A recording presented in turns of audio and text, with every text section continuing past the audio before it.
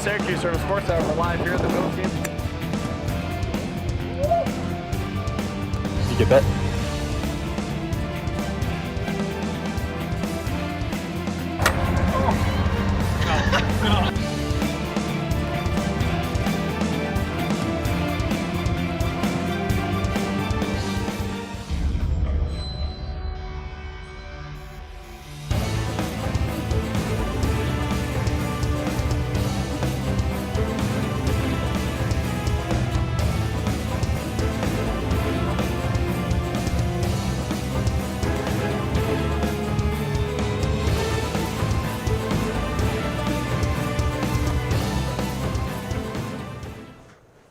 Good evening and welcome into our first episode of the semester here from Hendricks Hall on a snowy night in Fredonia.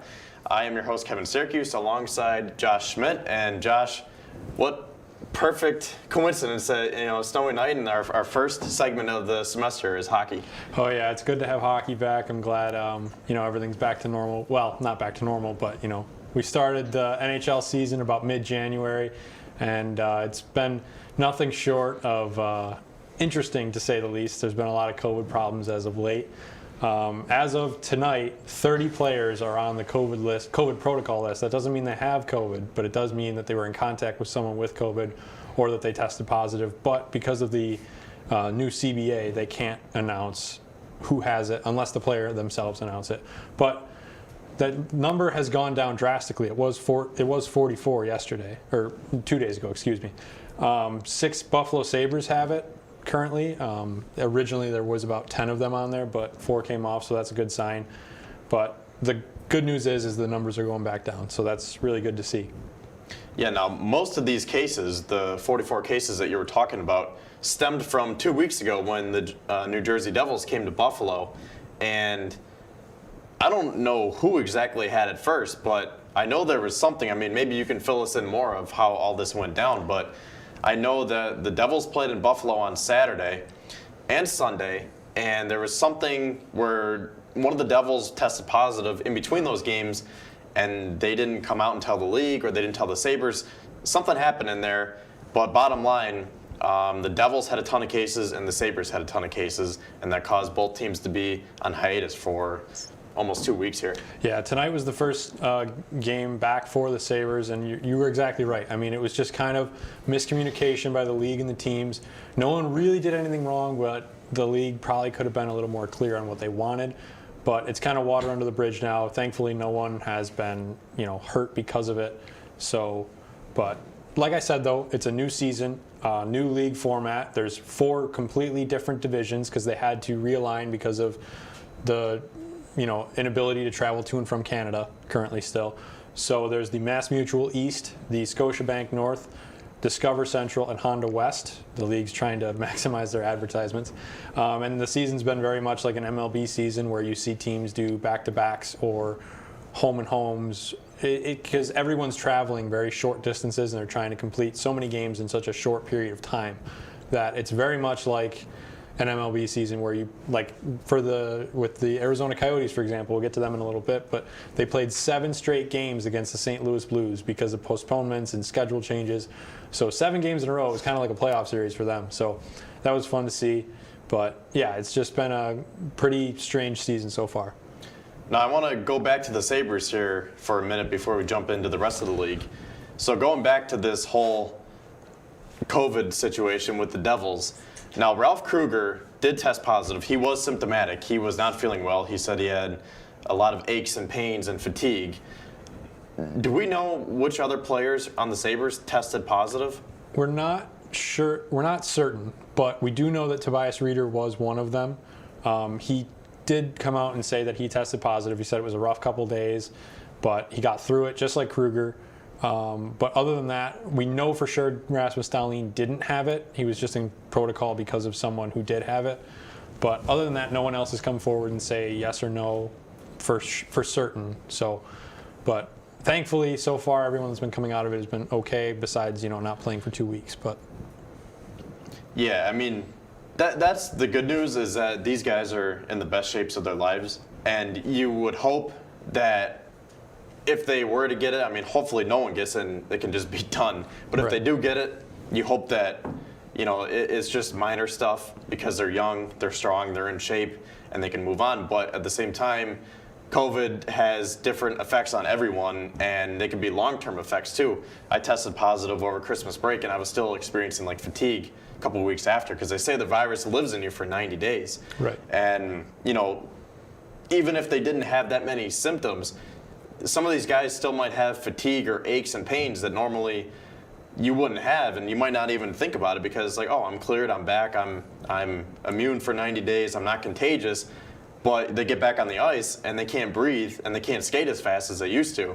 Right. I'm not saying that every guy's going to go through that, but that could happen where, they're not back to 100%. And just because when the Sabres do get cleared, when they have all 9 guys back, they're not going to be 100%. Or I don't want to say for sure, but they may not be 100%. Well, yeah, and it's a case with Marco Rossi, the draft pick out of Minnesota. He's 19 years old and he went into training camp completely fine, he thought, and now he's on his way back to Austria for getting rehab for COVID. And the league or the team said, you're not performing up to standards.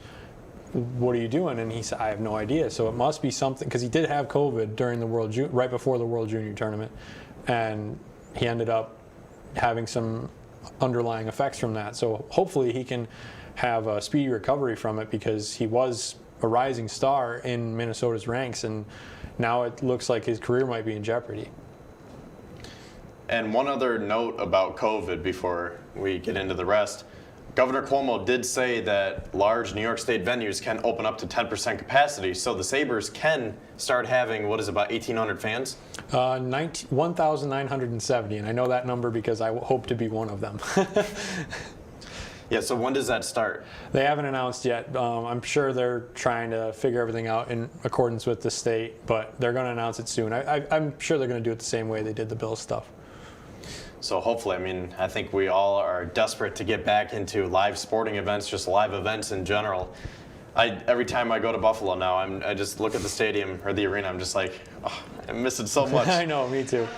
Now, this is not a good time to be moving around with COVID. You want to be staying as close to home as possible, and that's pretty much the exact opposite of what Alex Galchenyuk has been doing lately. Right. So it came out a couple days ago. The Carolina Hurricanes trade Ryan Dzingel to Ottawa for Alex Galchenyuk and Cedric Paquette. And before Galchenyuk even gets to Carolina, because now you have to do a quarantine coming from Canada to the U.S. or vice versa. Now, quarantine from Canada to here is a little different. It's shorter because of Canada's control of the virus, but it didn't matter for Galchenyuk. He got immediately put on waivers and sent to and loaned to the Chicago Wolves, an AHL team, the AHL affiliate of the Chicago Blackhawks. And then today he gets traded from Carolina to the Toronto Maple Leafs for Igor Korshkov and David Waforski, excuse me. To a prospect and a veteran player for a struggling Alex Galchenyuk. That's his 7th NHL team he's been a part of now.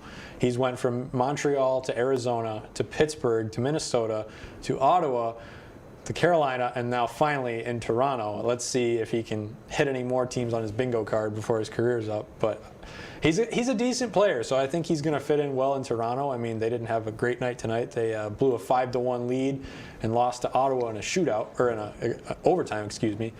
But I just had to point that out, being, Sabres, Leafs. We can't really play them this year, so I have to rag on them as much as possible. So that will about wrap up the general overview of the NHL so far. Once again, we're playing we're not playing, but the NHL is playing 56 games this year.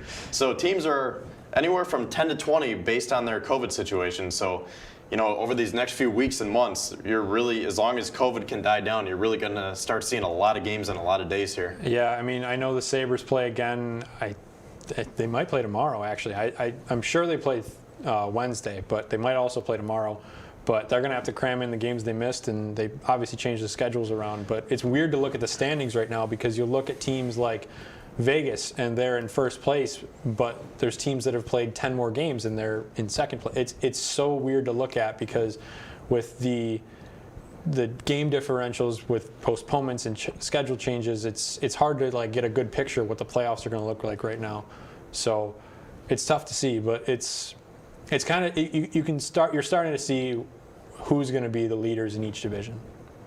So now for the games that have taken place so far, we might as well start with tonight and the Sabres, as they were on the ice for the first time in a couple of weeks, and they lost 3-1 to the Islanders. But I will say they had a different lineup out there, as a lot of guys are making their season debuts tonight as a result of the COVID situation. Yeah, so Will Borgen, Stephen Fogarty, and Brandon Davidson all made their NHL debuts tonight with the Sabres. Oh, NHL debuts? Yes. Not just season, yeah. Yeah. So, well, Davidson has played in the NHL before, but it's his first Sabres game.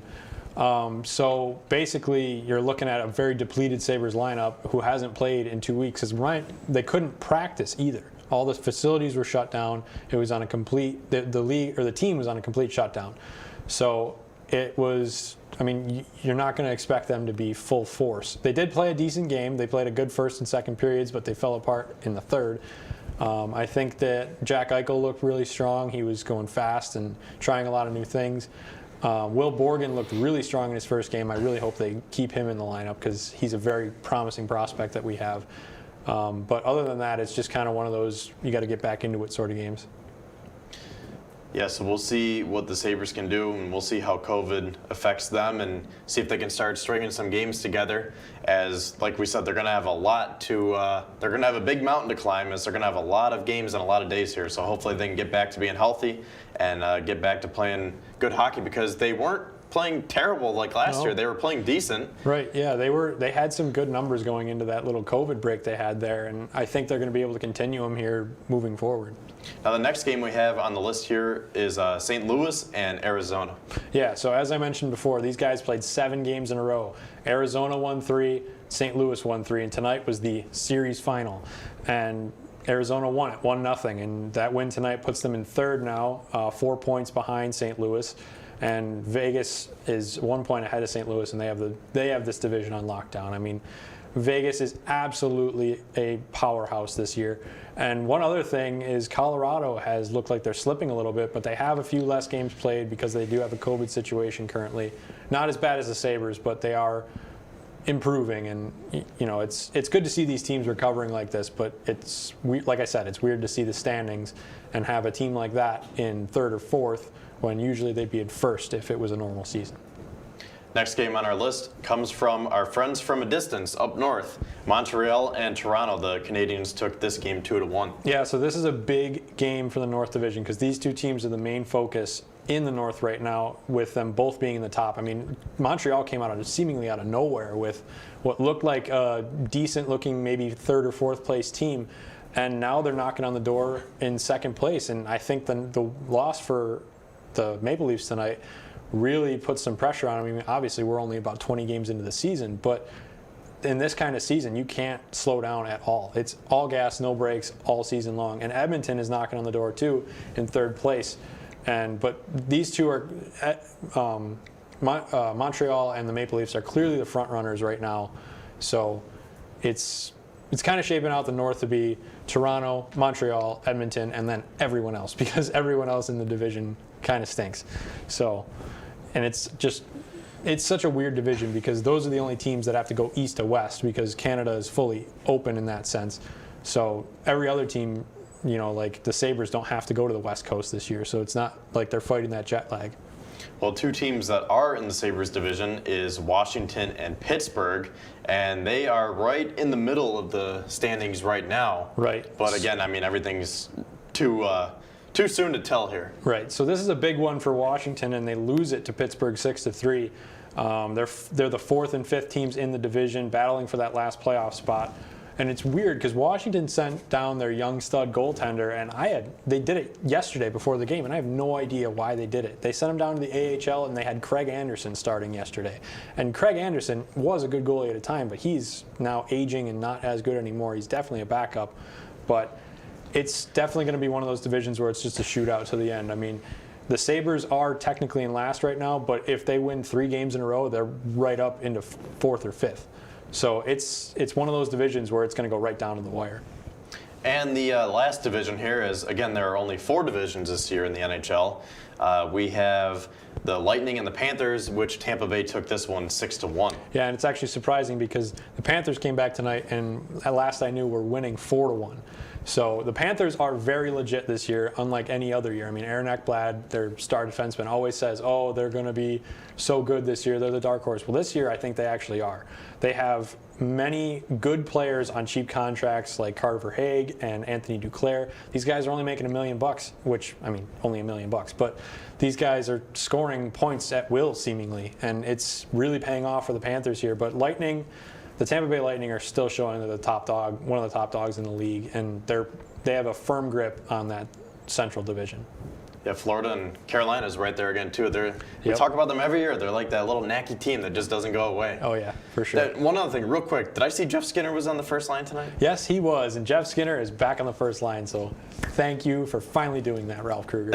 I forgot to ask that earlier, so I wanted to throw that in. But anyways, thank you for coming on, Josh. It's good to be back here talking about hockey. It's great to be back.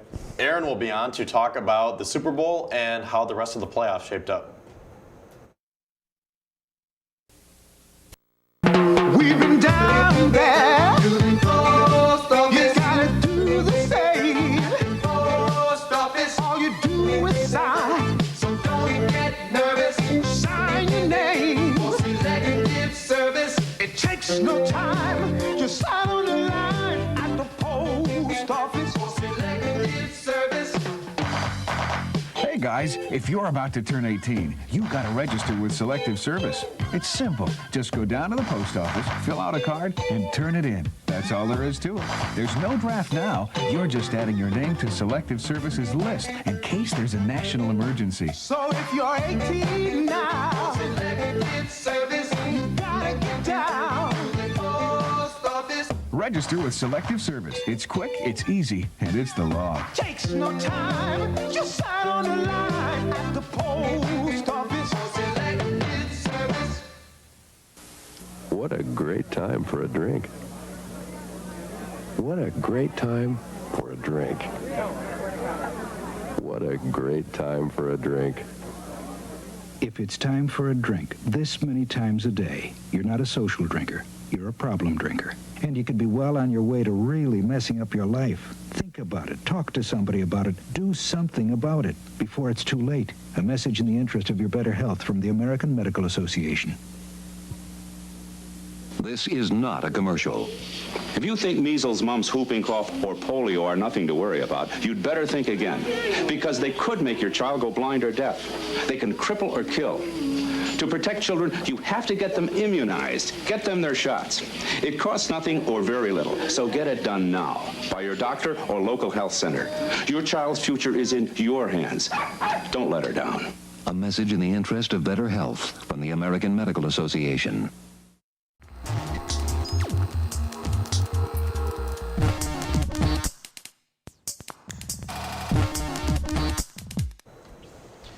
Happy to have Aaron Sumber back with us to talk about the NFL. And Aaron, I'm sorry, this year your Chiefs were not victorious in the Super Bowl. They could not repeat, as it is very hard to do in the NFL, or for any sport for that matter. But, you know, Tom Brady showed that he's the GOAT. In reality, though, it was definitely the defense for the Buccaneers that really won them that game. The Super Bowl MVP for Brady was a fluke. I think it should have been at least Levante David, or they should have just gave it to the whole Buccaneers defense at that point, because they played really well, stopping Mahomes the whole game. Yeah, I mean, as great as Brady was and as great as that offense was, 31 points, I mean, to hold Patrick Mahomes and the Chiefs to 9 points, they couldn't even get a touchdown. They just had them shut down, you know, play after play after play. Patrick Mahomes is 26 of 49 for 270 yards, 0 touchdowns and 2 picks. Clyde Edwards-Helaire, 64 yards rushing. Tyreek Hill, 7 catches, 73 yards, and that was towards the end of the game when it was in garbage time. Garbage time. Travis Kelce had 10 catches for 133 yards. I mean, it seems like he always puts up good numbers. But, I mean, other than that, if you were to say to anyone before that game that Mahomes and the Chiefs would not even be able to score double digits, I think at least 90% of the people would have said you're nuts. Yeah, no, for sure. And then, of course, we had a couple linemen that couldn't play, So we were playing a lot of backup linemen, and it really showed because almost every play, Mahomes had to escape from the pocket and threw some magical throws. I've never seen really throws like that. Basically falling, and like a yard from touching the ground, he's like tossing it like this, literally horizontal, and hits the guy right in the face mask, and he drops it. And there were so many drops that game for the Chiefs. And then, I don't know, the penalties. The penalties really dominated that game. Once, it was like nine penalties for the Chiefs and 1 for the Buccaneers. So at that point, you're not going to win the games with the penalties. Now, I don't mean to be this guy, and I'm not saying like, oh, the Bills should have been in the Super Bowl and they should have won. But at the same time, those two games are very similar. Yeah. Like, what the Chiefs did to the Bills, the Buccaneers did to the Chiefs. And it was funny because even down to like the nitty-gritty, like the exact same thing happened to Josh Allen. The Bills line could not hold up, and Allen was running for his life. But the narrative was Mahomes did all he could. But for the Bills, it was Josh Allen needs to improve. So like it was just funny to see how all that played out. I mean, I don't know if you saw it the same way since you're a Chiefs fan, but also I noticed as a Bills fan that a lot of the penalties that were called on the Chiefs weren't called in the AFC Championship game.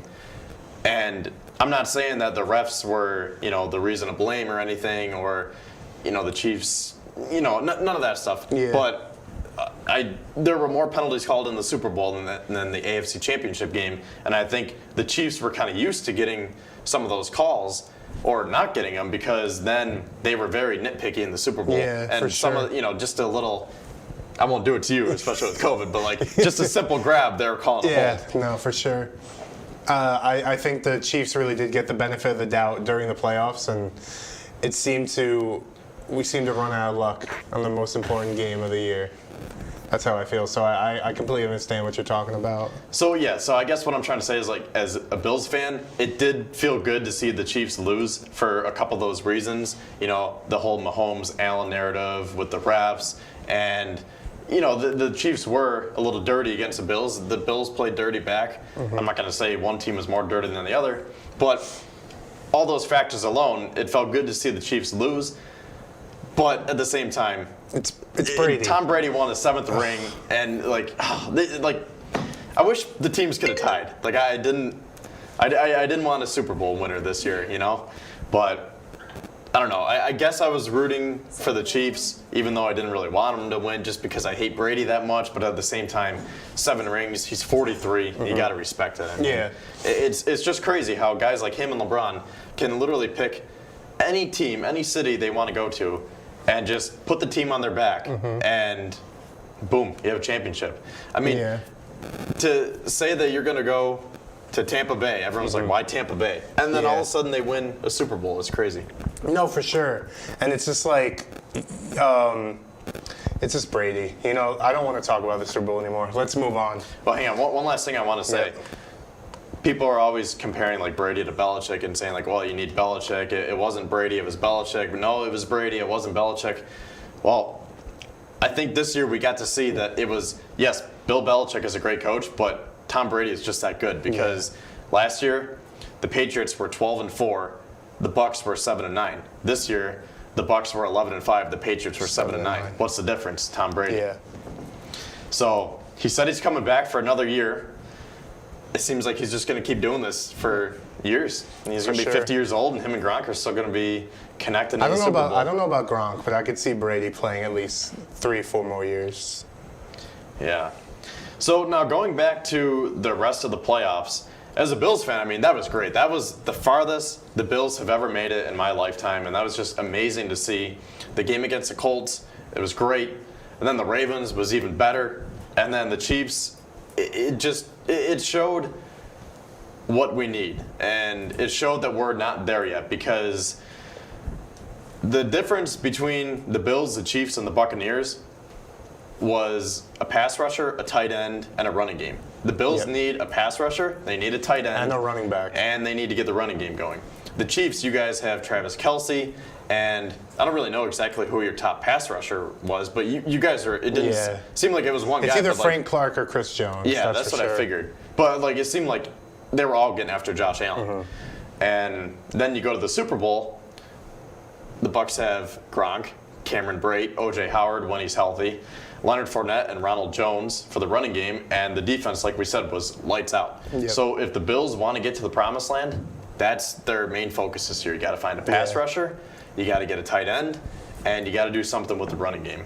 And we'll definitely talk about free agents coming up because the Bills could definitely get a key defensive end, if you know what I'm saying. Wink, wink. I was going to say, what do you think about that real quick? J.J. Watt, if you guys didn't get the wink? If he's going to go to a Super Bowl contender, then the Bills are definitely that Super Bowl contender for sure. Bills, Packers, Steelers, Seahawks. I think those are the 4 teams. And he tweeted an anniversary video to his wife today. She was down in a plate of wings. He said happy anniversary with a blue heart and a red heart. I might be reading too much into it, but it could happen. That's all I'm saying. So, yeah, now going back to the rest of the playoffs here, just what were your overall thoughts about how the whole bracket took place this year? I mean, there were a lot of storylines, a lot of cool things that happened. I mean, the Browns won their first playoff game since 1994. That was complete dominance against the Steelers. I love that game. Yeah. I was watching it 28-0. I fell asleep. I woke up with like 4 minutes left, and they were still in the lead, and I was like, all is good. Steelers wanted to gloat all season, and now this is what they get. Yeah, so for the Steelers, not to get into the offseason too much, but just what do you think about the quarterback situation? Do you think Roethlisberger will be back? I'd draft a QB or at least sign a free agent because I think Roethlisberger needs to do some mentorship, and I think that's what will be the key for him because he's getting really old, and it really showed in that game for sure. Now, going back to we'll just start from the wild card round actually. So the Ravens and the Titans, that was kind of cool to see. I didn't really have a favorite there. I don't really like either team, but it was kind of cool to see the Ravens get the revenge on Tennessee because as a Bills fan, we've had a little bit of a rivalry with the Titans over the last couple of years. So it's kind of cool to see the Ravens win, especially because the Bills were able to beat them. And they were able to dance on their logo like the Titans did to the Ravens last year. Yeah, no, for sure. And I don't know. The Titans were just down, and obviously when they're down, you abandon the run game, and Derrick Henry is one of the, if not the best running back in the league. You can argue it's either McCaffrey or him at this point, but they never really had the chance to show what he could, what Derrick Henry could do. I mean, obviously last season, you could have argued he was the real playoff MVP.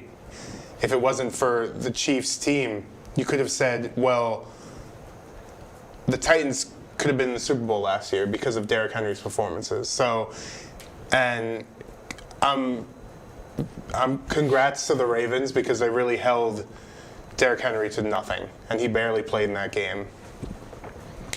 Now, just 2 minutes left, so I want to talk about the quarterback situation here. So, not so much from the playoff standpoint, but some of the quarterbacks that we may have seen for the last time. Now, Philip Rivers is definitely one that we did see for the last time. He announced his retirement. Drew Brees, he was able to beat the Bears, and then he lost to Brady in the following round.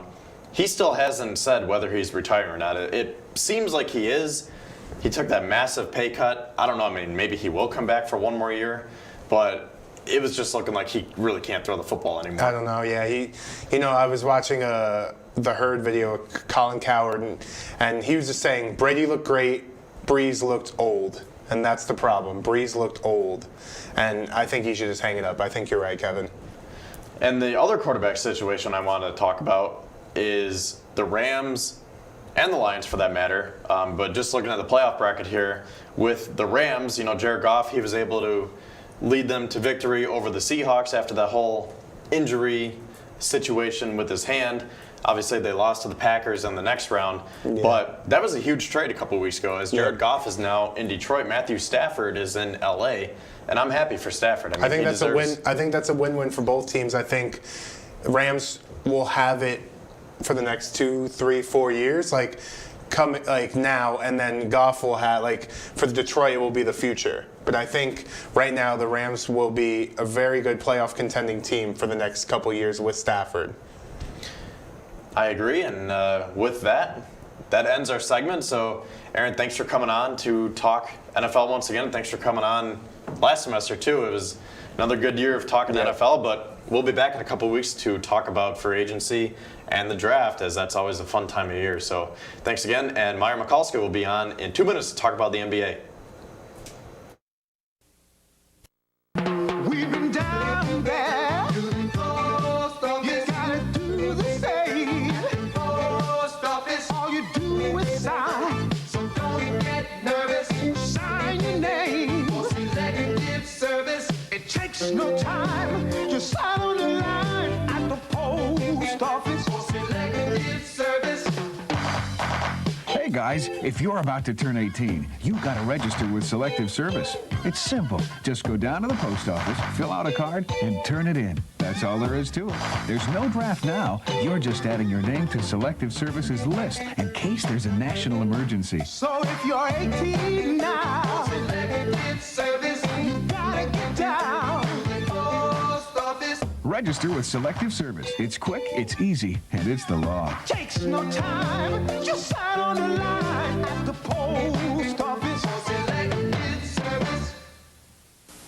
What a great time for a drink. What a great time for a drink. What a great time for a drink.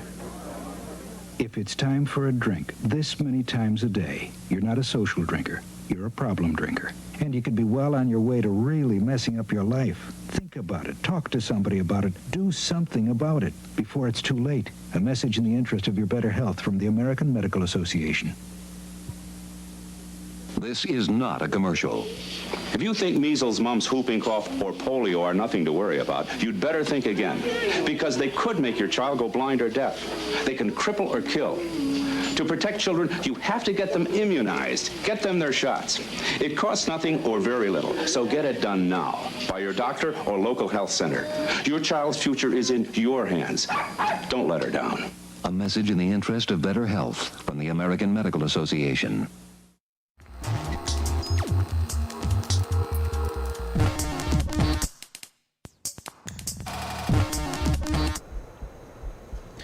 Glad to have Meyer Michalski back on the set to talk NBA with us. Meyer, how you doing? I'm doing well. So, like the NHL, the NBA is back in full swing. Luckily, we haven't had as many COVID situations in the NBA like we have had with the NHL. Again, the NBA started back on December 22nd. They are playing 72 games as opposed to the NHL, who is playing 56.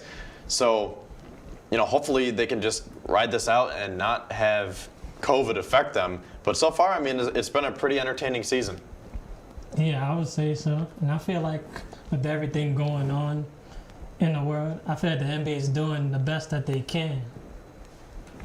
Yeah, I mean, they've been very outspoken on COVID and just like political issues and, with race issues. So they've been really good about speaking out on that and like reaching out to the community. So it's been good to see. And like any other sport, I mean, it's good to have something to watch again, because last year at this time, well, in March, when we were just sitting there with nothing to do, it got really boring. So it's fun to have the NBA back on. And, there's so many young stars this year. I mean, every year, but especially this year.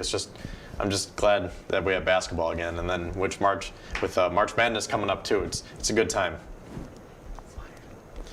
So we want to talk about some of the past games that took place. We're going to go back all the way to last week just to get you guys caught up since it's been so long. So Meyer, the first game we have is Dallas and Atlanta, and the Mavericks snuck past the Hawks 118-117. Yeah, so the Hawks, they had a 10-point lead at the half, but then in the second half, the Mavs outscored the Hawks 37-27 in the fourth quarter.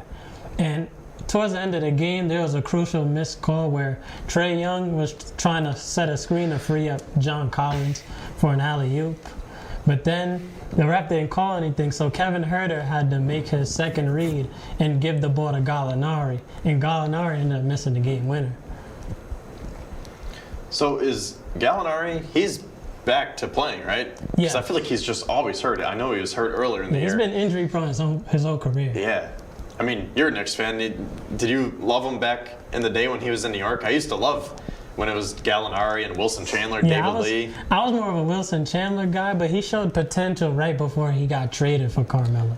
Yeah, he was just a sharp shooter, and even back then his problem was he couldn't stay healthy, so then the Knicks traded him. He had some nice years in Denver, but like you said, he's just always been hurt. So as for these two teams, Meyer, I feel like it's kind of similar situations. They have young stars, and like they're kind of there, but not there yet. Because obviously I'm talking about Luka Doncic and Trae Young, and what I'm trying to get at here is the Hawks are 11-15, and the Mavericks are 13-15.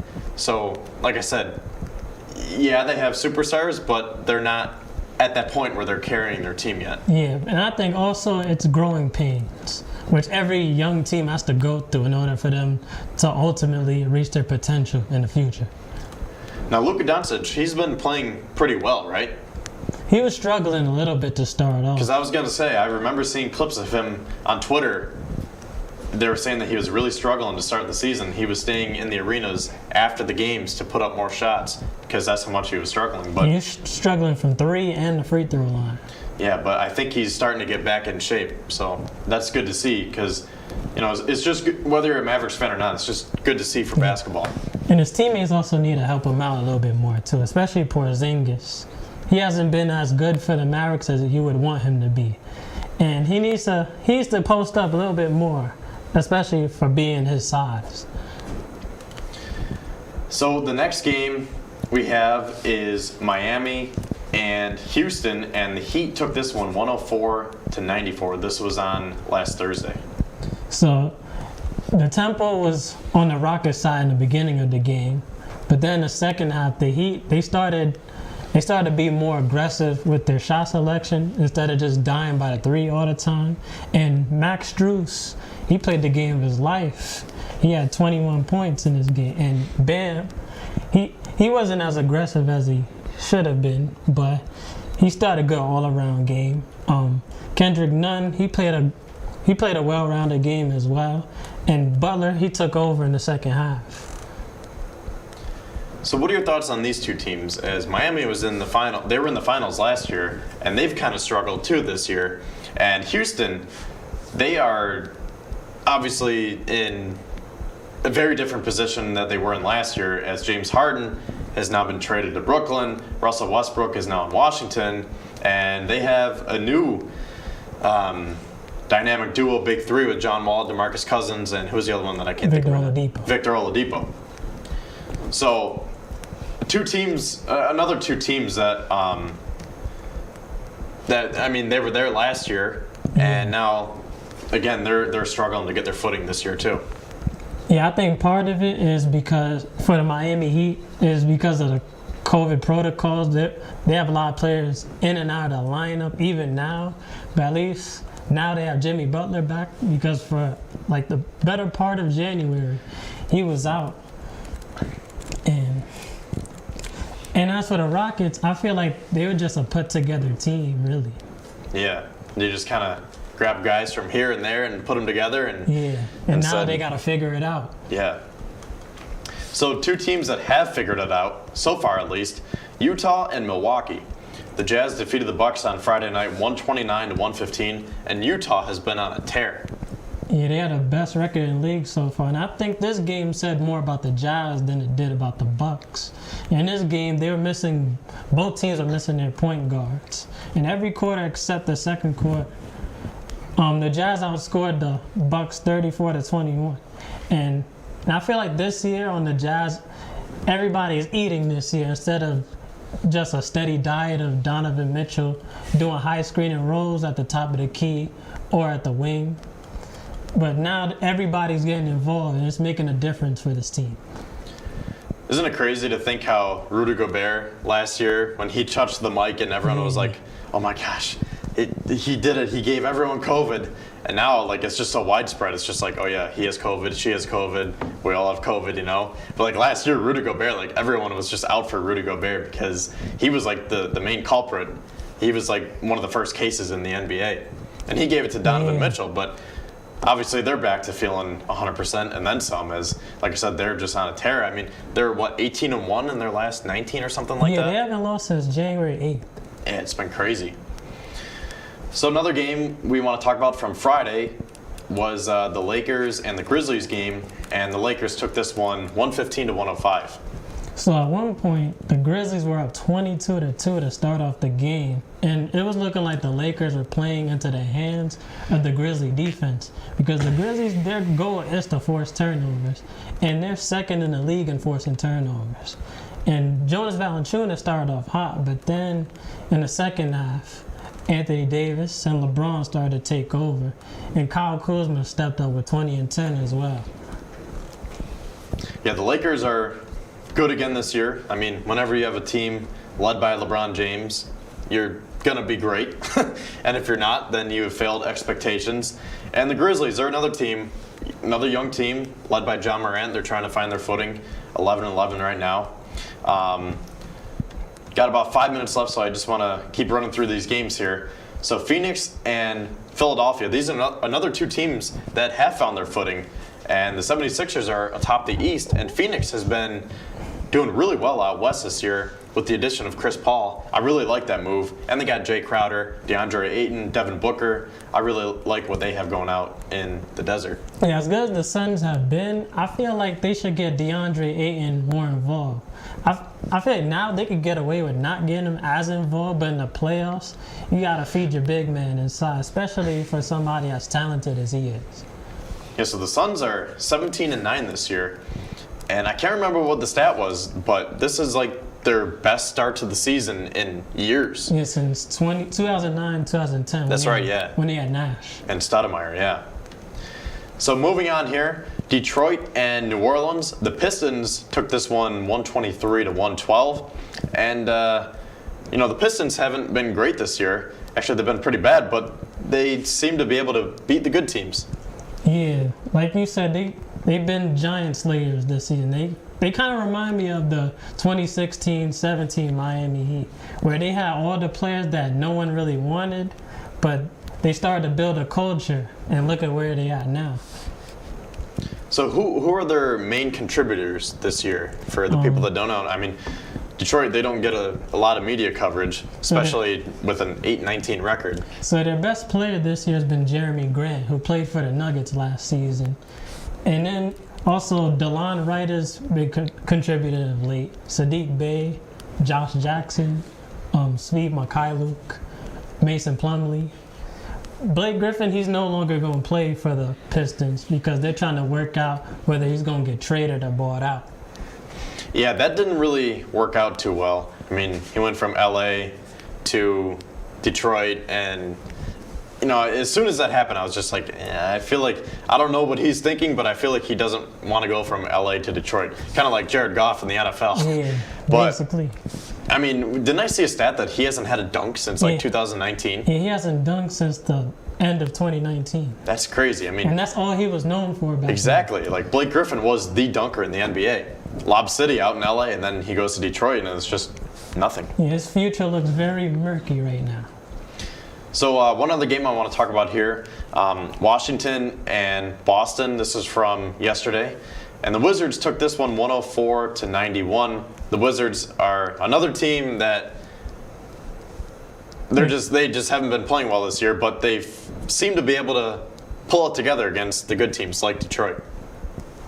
So this is the first game where the Wizards held the team under 100 points. They're one of the worst defenses in the league. They're down there with the Brooklyn Nets. But the key in them winning was that Jason Tatum, he had a rough day at the office. He had 6 points on 3 of 14 shooting. And Kemba did look like his old self for the Celtics, but it wasn't enough for them to get the win. And just a couple minutes left, so I want to save this to talk about the Knicks, as they won again tonight. They defeated the Hawks 123-112. They are 14-15 now, and that's really not great, but for the Knicks, that's really good, because from what we've seen over the last few years, it's been really bad to be a Knicks fan. So to be one game under 500 right now, it feels really good. Yeah, and when the Knicks first hired Tom Thibodeau to be their coach, I was a little bit skeptical because I wasn't sure that he was going to fit the timeline of the Knicks' young roster and the direction they were going in. But it goes to show that a younger team, they'll be more likely to buy into what a coach is selling rather than a team full of veterans. Yeah, and Tom Thibodeau, his main thing is defense and energy and hard work, intensity, all that good stuff. And the Knicks have really bought in. I don't know if they are still first in this, but last I checked, a couple of weeks ago, the Knicks were like the best defensive team in the league. And that's, again, something we're not used to seeing as Knicks fans because they would just let teams score all over them the last few years. We don't usually associate defense with the Knicks. Yeah, and even guys like Julius Randle. Perfect example. He would just pull up and shoot from anywhere last year, but now he's like working his game more to where he's getting his team involved and he's not just settling for shots. And he's probably going to be an all-star this year. He's averaging over 22 points, over 11 rebounds, and 5.5 assists. Yeah, he looks more disciplined this year, and he's not just spinning into traffic like he was last year. Yeah, and RJ Barrett, he's been really improved this year, 16.4 points per game. And Emmanuel Quickly, a great rookie from Kentucky, known for the rainbow. He's been great. And now we have another point guard in the mix. Speaking of Detroit, we reacquired Derrick Rose from the Pistons. Derrick Rose played in New York in 2016 and 17. So I really like the move. What do you think?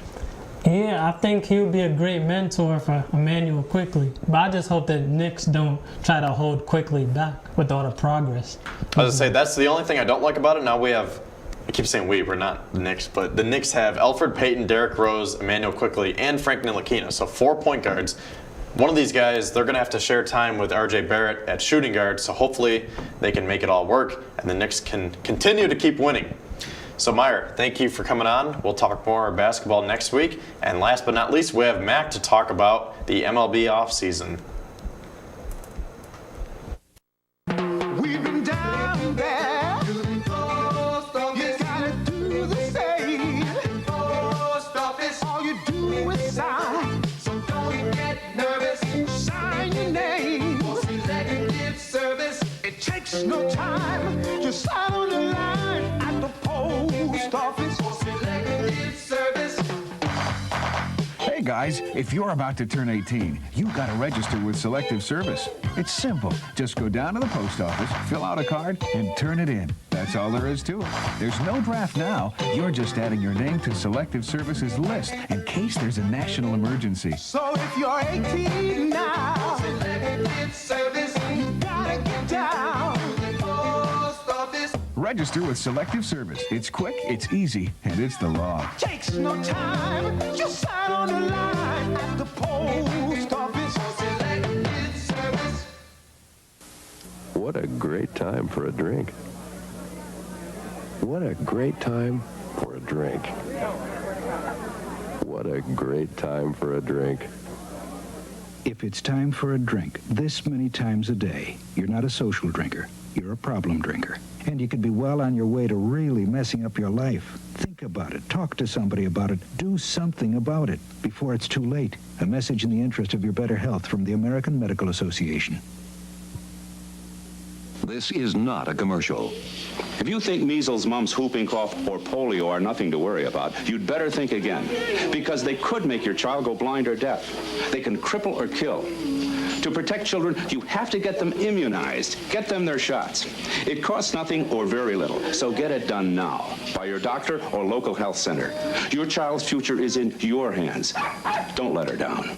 A message in the interest of better health from the American Medical Association.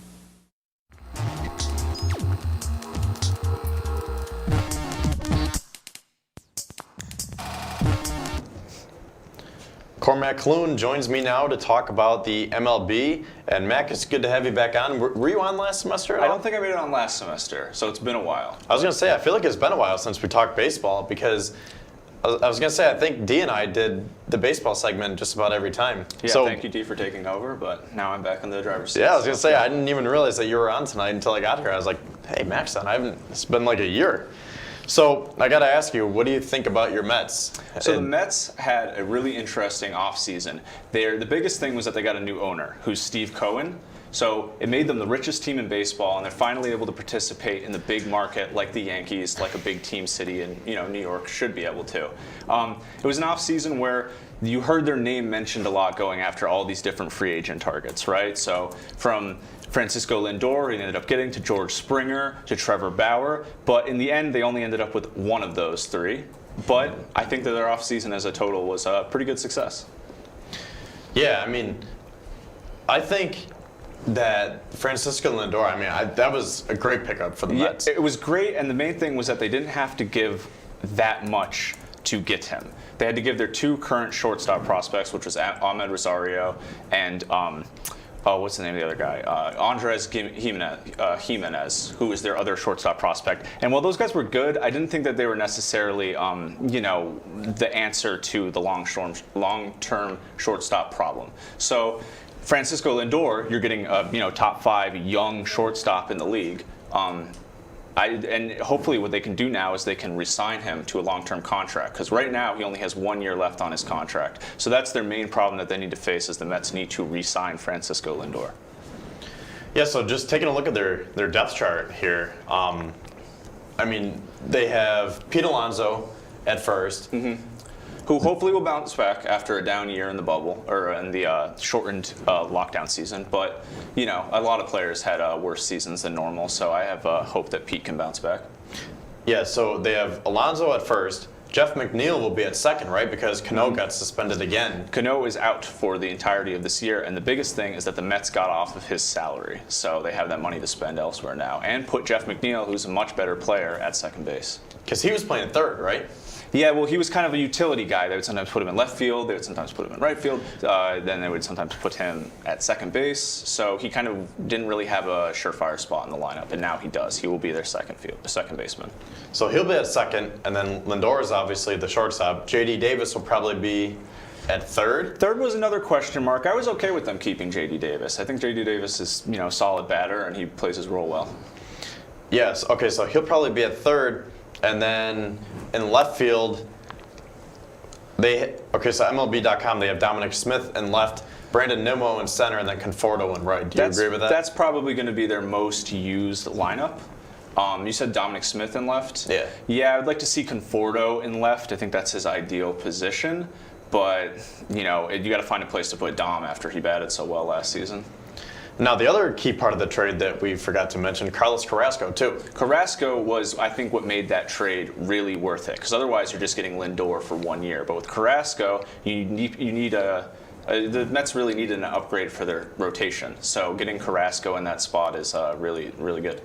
So now it's DeGrom, Stroman, and Carrasco. Yeah, and then we're looking at Syndergaard coming back after getting Tommy John surgery. So right now, it's not the best lineup in the league, but with the best pitcher in baseball, Jacob DeGrom, it's still pretty solid. Now, as for the Yankees, I'll talk about my Yankees now. All right, we've had a go. pretty interesting offseason. I think it's cool when both New York teams are competitive like this. They're both competitive, and it's nice to see that they're both going for it and trying to win. Yeah. So the Yankees, let's see. I have their transactions here. Well, okay. The main one, DJ LeMahieu. They re-signed DJ LeMahieu, 6-year deal. Good Great. money. I What love did they it. sign it for? $90 million? I think 90, yeah. That's a great deal, because that was their number one question mark going this season, is they needed to get LeMahieu back, and they were able to do it for good money. Yeah. So they got him, and then on the same day, they signed Corey Kluber to a 1-year contract, which I love that move because he was great in Cleveland, had a bit of a down year in Texas, but I think you put him in New York behind Garrett Cole, and we're going to start to see the old Corey Kluber. I hope so. He was a free agent that I wanted the Mets to go after, but they didn't get him. The Yankees, crosstown rivals, took him, and we'll see if he has a bounce back year. He can get back to that Cy Young form he was in when he was in Cleveland. And then the Yankees kept making more moves with their rotation. They acquired Jamison Taillon from the Pirates for 4 prospects, and that's great because Taillon's a great young pitcher, but the other aspect of this is they lost a lot of their rotation too. Masahiro Tanaka went back to Japan. James James Paxton just went back to Seattle to be with the Mariners, and J.A. Happ signed with the Twins. I think Luis Severino should be probably like June or July coming back from Tommy John surgery. I'm not exactly sure what's going on with Domingo Germán with that domestic violence. Yeah. But, I mean, the top three is there. And Tyon's coming off an injury, too. Yeah, so what do you think the top three is? Cole, Kluber, Tyon? Do you think that's probably how they're going to go? And then Sev probably in the second spot? I'm not sure. Assuming everyone's healthy? Yeah, assuming everybody's back and healthy, which is a problem the Yankees have to deal with always. I mean, right now, with DJ back, I think that team is probably the best team in the AL. They're definitely going to be fighting for the top spot. But yeah, I just don't know with injuries. It always seems like that's what happened with the Yankees. All their players get hurt. See if Stanton can stay on the field. Yeah, I would have to go. Stanton and Judge. Garrett Cole's obviously the ace. He's number one. And then I'd probably put Severino, Kluber, Tyon, and then Germán. And they also have Jordan Montgomery, too. So, and Davey Garcia. Now, moving over to the rest of the MLB offseason, as it was really quiet at first. I think COVID had a big deal on that. I remember talking about on this very show that nothing was happening in the beginning of free agency. It was all these names getting thrown around, but it wasn't until even a month later that people actually started signing deals. So, but now we have a lot of deals being signed. Yeah, so like you said, it was just nothing last semester, and it really wasn't until I feel like after Christmas when we really started getting going with all these deals. So I'm just going to run through the top 10 here. We have 4 minutes left, so we can just talk about them afterwards. So George Springer, he left Houston for Toronto. He was a top free agent, so that was really surprising to see. In the end, it ended up being Toronto and the Mets, and he ended up going to Toronto. The Mets needed a center fielder, but he got paid a bag, so the Mets are going to have to look to spend that money elsewhere. JT Realmuto, he stayed in Philadelphia. Trevor Bauer just the other day announced that he will be signing, or did sign with the Dodgers, as he was one of the last big dominoes left on the board. What do you think about that team now? They're reloaded. Yeah. I mean, they lost some pieces as, coming up on the list here. Jock Peterson left to the Cubs. I was going to say, might as well just say now, Jock Peterson went to the Cubs, and Kike Hernandez went to Boston. But when you get a guy like Trevor Bauer to strengthen that rotation, I mean, that's not, you're just reloading. Yeah, they did kind of the opposite of what the Rays did, who were their opponents in the World Series, where the Rays got rid of Blake Snell and kind of seemed, it's not unusual for the Rays to do this thing where when their big players need to get paid, they instead trade them and look to rebuild through the farm system. But the Dodgers went in the exact opposite direction, decided to build an even better team to try to make a run at the World Series again. And sticking with Tampa, Charlie Morton signed with Atlanta. Charlie Morton left, their best pitcher. Yeah, so they lost Blake Snell and Charlie Morton, but they did get Chris Archer back. He signed after going to Pittsburgh. It just did not work out with the Pirates. Going down, we have LeMahieu here again. Yep. We already talked about. Stroman accepted his qualifying offer. Ozuna back with the Braves. Ozuna was great for the Braves last year. A lot of people are saying that the Mets might have the potential to take the NL East, but I think that the Braves are going to be in it too. They got good too. I mean, Charlie Morton's back on that team, they just signed him. So yeah, and a couple of other guys that re-signed with their teams. Justin Turner, he just re-signed with the Dodgers. That was just a few days ago. Yeah. Yep. Michael Brantley re-signed with the Astros. It was Toronto that the rumors were he was supposed to go to Toronto, right? Yes, I believe so, yeah. And then I don't know exactly what happened, but he was like, no, I'm coming back to Houston. Marcus Semien, he did go to Toronto. Yeah. Toronto's interesting. I wonder how their team's going to be this year. Yeah, because they have Bo Bichette at shortstop, so I don't know what they're going to do with him and Semien. So that'll be interesting to see. Nelson Cruz, he went back to Minnesota. He's 40 years old. I mean, it seems like every year he's just a consistent 35, 40 home run guy. I think he'll play forever. James McCann, he went to the Mets. What do you think about that? I like it. It's an upgrade from their previous catcher, which was Wilson Ramos, who was a good bat, but really wasn't that good of a fielding catcher. James McCann is a little bit of a question mark. He had, before his last 2 years, which were very good for the White Sox, he was below average replacement level player. But then in these last 2 years, and startlingly enough, the lockout shortened season or the COVID shortened season, he really started to produce. So I'm just hoping that he can take that production from last year and really continue with it and be great for the Mets. And one last move that I have to include here, Nolan Arenado, the big trade, going to St. Louis. From the Rockies to St. Louis. Who also re-signed Adam Wainwright and Yadier Molina. So I think the Cardinals are going to be really good this year once they have Arenado. And they already had a strong team, but I think the Cardinals are definitely going to be there. But we will have to resume this next week or sometime in the near future, because there were a lot of other moves that I would like to get to, because now, like we said, the moves are starting to come in as, I mean, everything's still on as of now for spring training. So, like everything else, hope the MLB can just get it in, and maybe by the summer we can get back out and go to a ball game and sit there with the beer and a hot dog and take it all in. I hope so. Thank you for having me on, Kevin. Yes, thanks for coming on, and that will do it for the first episode of this spring semester here. Thanks for tuning in, and we will be back next week, same time, same place.